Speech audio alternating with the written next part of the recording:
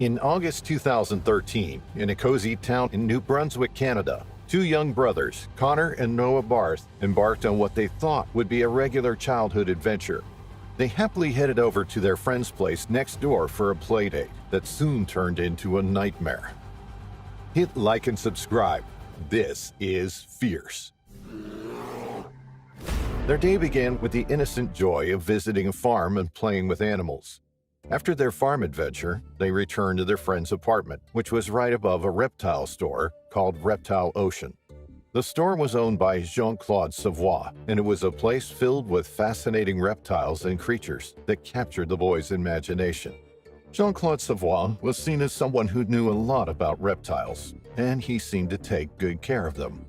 Among the animals he had was a massive 13-foot African rock python, a snake that would become a part of a tragic story. This python had been found by the Canadian Wildlife Service years earlier, and they were trying to find it a new home. They initially wanted to send it to the Magnetic Hill Zoo in Moncton, but the zoo couldn't provide a suitable enclosure at the time. So Jean-Claude decided to take the snake in.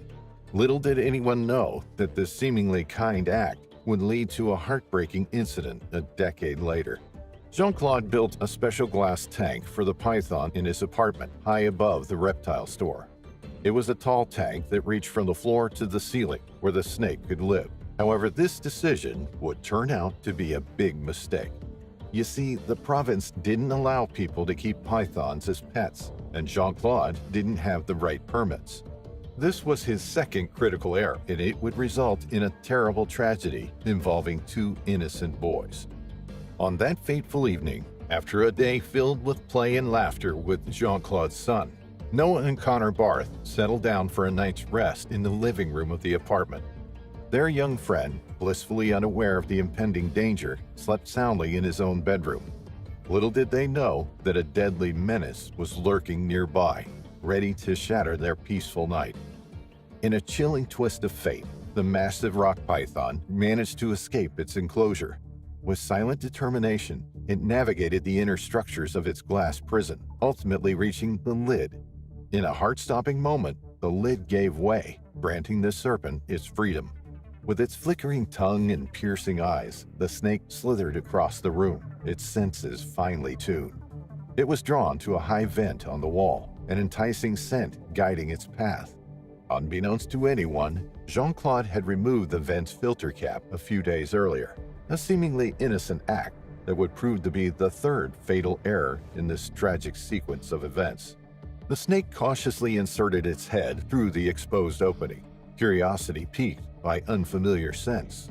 What followed was a slow, methodical progression as the serpent made its way through the ventilation system that ran above the room where the two brothers lay in peaceful slumber.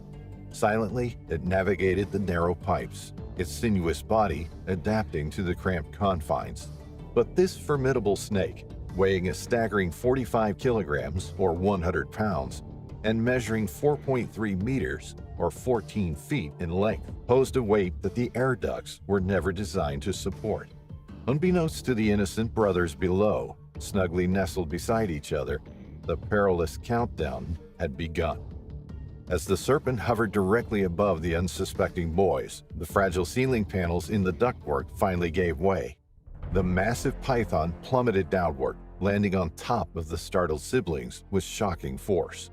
Before they could fully comprehend the horrifying situation unfolding in the pitch-black room, the snake's powerful coils ensnared them, sealing their fate in an instant. The snake squeezed Connor and Noah really hard with its strong muscles. It bit them over and over, trying to control them. They screamed for help, but no one came. In just a few minutes, the snake's tight grip took their lives away. They couldn't breathe, and they started to fade and lose consciousness. Soon, they hung lifeless in the giant snake's hole. The next morning, when Jean-Claude checked on the boys, he knew something was very wrong. He rushed to where they lay. The ceiling had fallen on them, and they were pale. They had bite marks, bruises on their necks and chests, and blood oozing from their wounds. Panicked, Jean-Claude called their mom, who lived next door.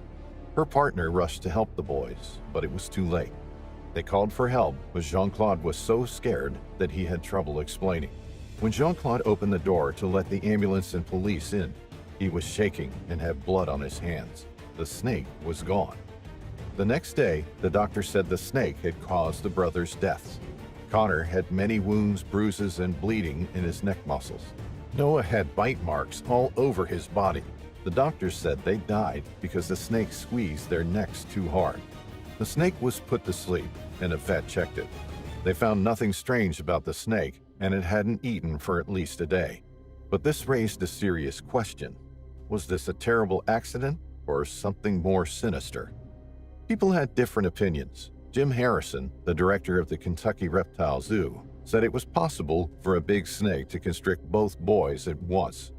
He thought maybe the snake was attracted by the smell of the farm animals the boys played with that day. However, snake experts didn't agree. They said pythons don't usually attack like that. Even if it fell on the boys, it wouldn't immediately attack, as Jean-Claude suggested. Killing both boys without anyone hearing or seeing anything was almost impossible. This made it very suspicious. There was no evidence that the python tried to eat the boys, so it didn't seem like a normal predatory attack. Maybe the snake felt threatened after falling from the ceiling, but we'll never know for sure. When the police came to the apartment, Jean-Claude was outside, pacing back and forth. He had blood on his hands, but they couldn't tell if it was his or the boys'. If it was his, why was he bleeding? Did he try to fight the snake, or did he hurt himself on the ceiling, or was there something else going on?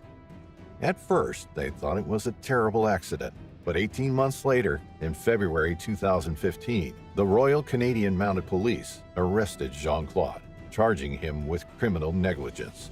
However, a jury trial in November 2016 found him not guilty. Regardless of the verdict, a mother and father lost their two beloved boys that night. No matter what happens in court, they can never bring them back. Heartbreaking photos shared by the boys' mother, Mandy Tresserton, showed how happy they were in every picture. One photo in particular shows them cleaning the python's enclosure, both soaked and smiling. The brothers loved visiting their neighbor's house, where they enjoyed being around the reptiles. In the end, the courts ruled that it was a terrible accident, and they hoped others would learn from it. But nothing can ever bring those two boys back, and their loved ones will carry that pain forever.